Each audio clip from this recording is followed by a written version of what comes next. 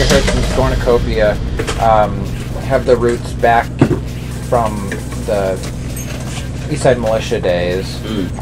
Now, is there anything that you're pulling from back in the day coming for Machine God Down, or is it all completely fresh stuff? Lyrically, it'll all be pretty fresh.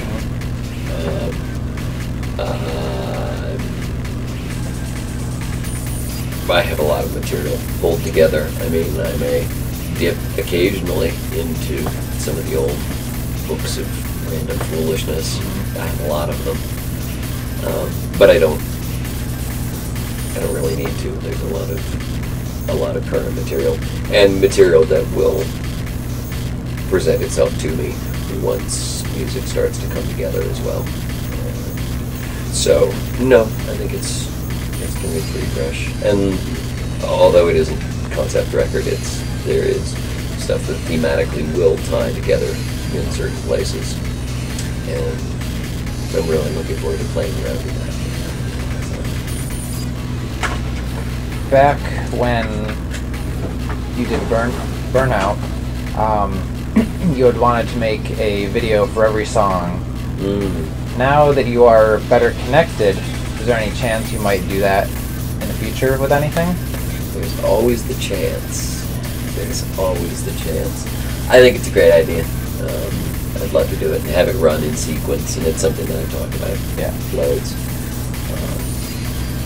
It would be really important to have it be woven together enough so that it doesn't become just one video, another video. Right. You know, these little cubes that fit together in a line but don't have any contiguous thread that runs through them and that really conceptually ties them together. Here we come back to the concept idea, okay, but not, you know, so that they have some sort of visual sense of continuity or something that gives them this sense of a unified whole, yet being done by all these different people.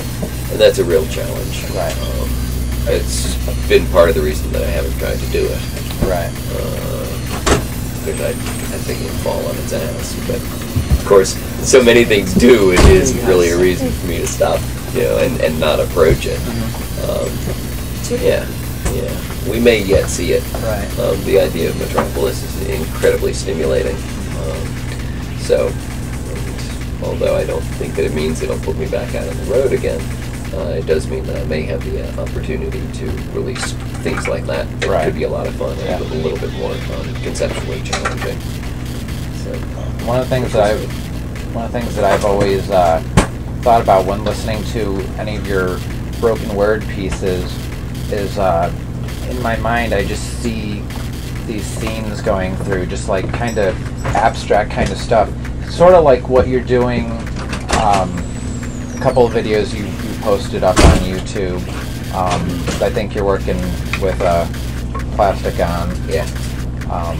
But yeah, something like on a grander scale. I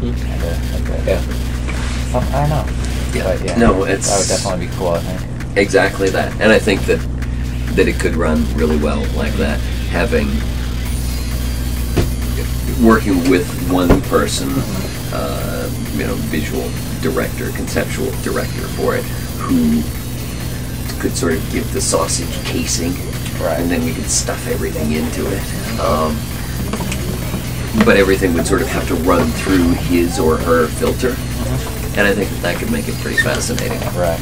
And have those little muscular tendons that weave it together into something more than just a collection of grapes in a sack. Right. I'm sorry, you were talking about the broken word stuff that I do. Yes. What I think were you saying about it? Okay. That it's awesome. Oh, it needs video. Yeah, a lot of it is not intended to be, you know, cinematographic, but it has that to it. And a lot of my writing is like that. Yeah.